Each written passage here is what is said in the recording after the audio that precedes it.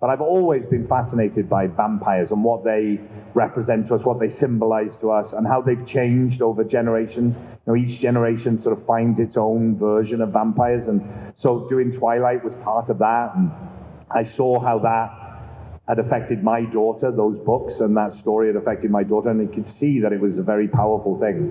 And then, werewolves as well, the idea of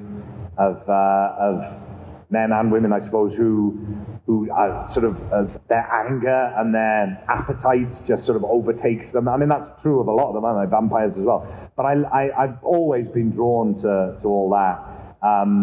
But in a way, the challenge of playing an angel has been the one I've enjoyed the most, because I am sort of fascinated by goodness, by what is it to be good, and what is the concept of goodness, and that we as a society tend to sort of undervalue goodness. It's sort of seen as sort of somehow weak and a bit NIMBY, and it's nice, and I think that to be good takes enormous reserves of courage and stamina, and I mean, you have to look the dark in the face to be truly good and to be truly of the light, and it takes such courage. And the bravest people I've ever come across in my life are people who have gone through terrible tragedy and terrible pain and terrible grief, and have somehow managed to turn that into something positive, to make positive change for other people.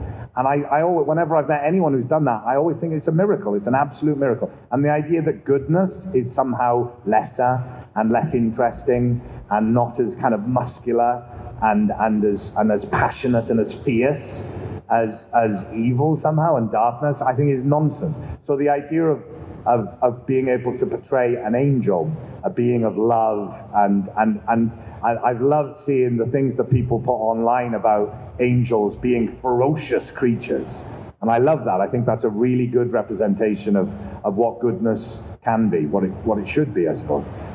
So I'm going to say the angel.